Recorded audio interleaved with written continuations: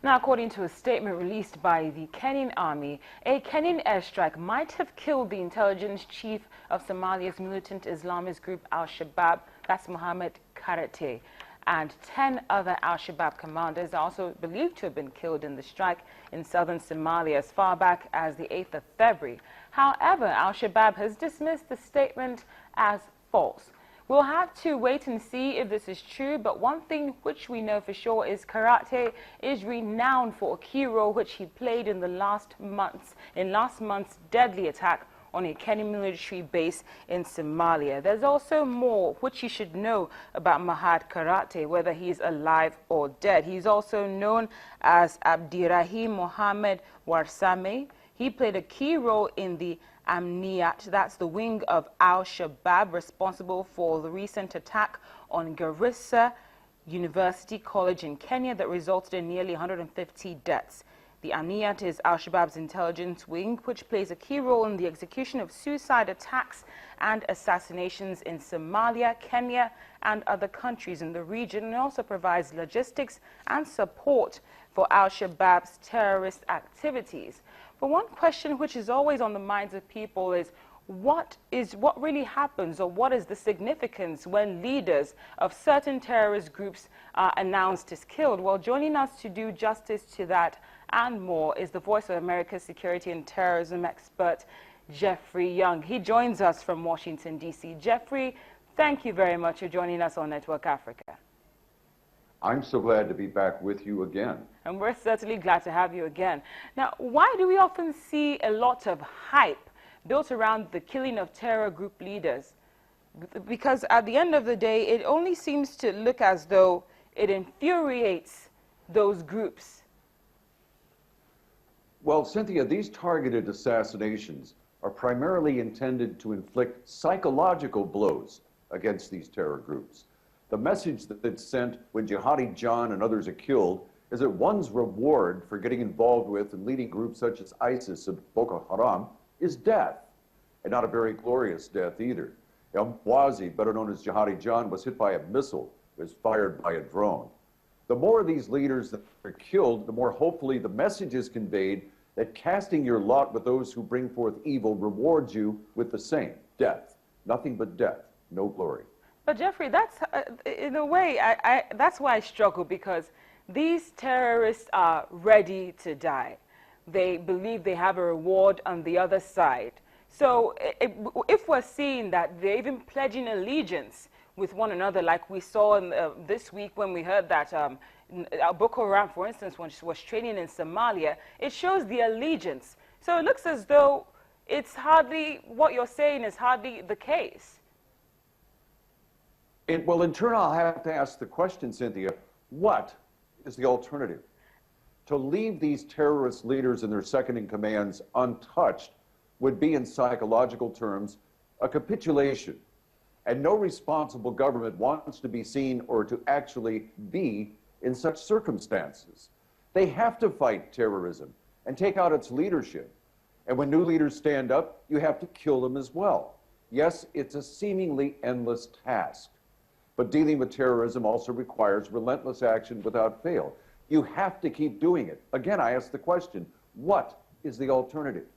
I'm the one who was asking what the alternative is, Jeffrey, because even though we're smiling here, it's a very, very saddening situation, a very, very sad situation, because when we see all these new leaders who arise at the end of the day, they seem to be even more brutal and more lethal with their messages and their methods. I mean, we saw what Jihadi John was doing, and we're seeing what's happening with Al-Shabab nowadays, and even the Islamic State. So I'm not saying that the leaders should not be targeted, but I'm talking about the hype around killing such leaders, if that is a necessity.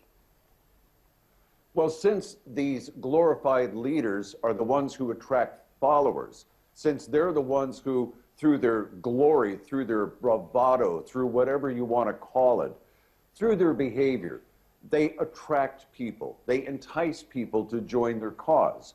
So killing them, and killing them in ways that puts them down in a humiliating way, such as Jihadi John.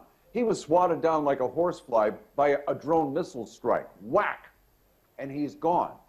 What glory is there in that? You have to take the glory out of this to take the attraction out of it. That's one of the elements. It's an important one. Now, Jeffrey, I would like to run this by you. I spoke with a security expert like yourself earlier in the week, and he was saying that the military action which we're seeing against Boko Haram and ISIS and even Al-Shabab doesn't appear to necessarily be paying off, and that even though he knows this is what people don't like to hear, that it might be time to actually go to the negotiating table. Do you think it's actually come to that?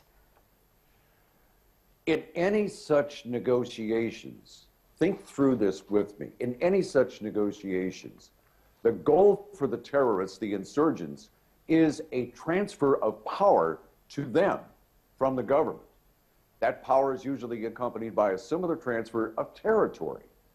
For a government to do this in hopes of achieving a semblance of peace, historically, has rarely achieved that result.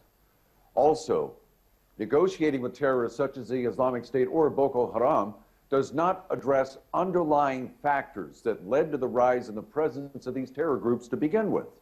For instance, in regard to the Islamic State, if countries focused on political and social inclusion and economic development, that sense of grievance, that sense of anger that drives young people to leave Europe and other parts to go to Syria to join up with the Islamic State, or to come to Africa and join up with other terrorist elements.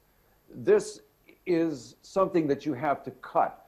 If you change the underlying predicating conditions that people live in, hopefully the attraction of this will be lessened, because if they already have something, they don't need to die for glory if they have a home, a job, an education, a family, etc.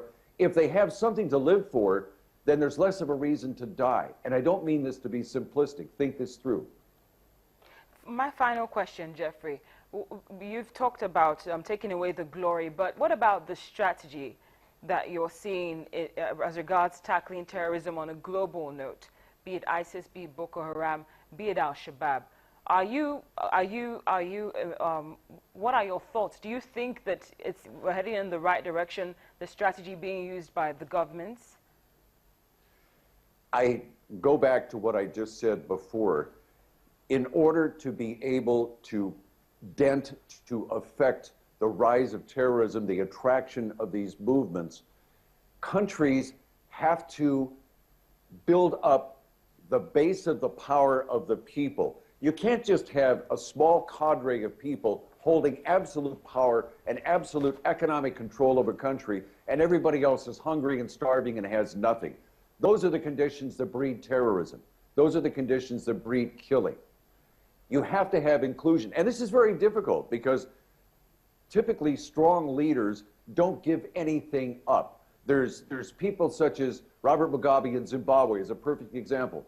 He's in total control. Why should he give anything up? Well, as long as his security elements protect him, he can behave like this. But ultimately, where does that leave the country? I go back to what I said before. You have to build up the underlying economic base and opportunity base in a country to make this sort of thing less attractive. But it's very difficult because that involves a lack of selfishness. And for many people, that is impossible. Well, Jeffrey, as always, it's been a pleasure. Thank you so much for sharing your thoughts with us. We appreciate your time as always.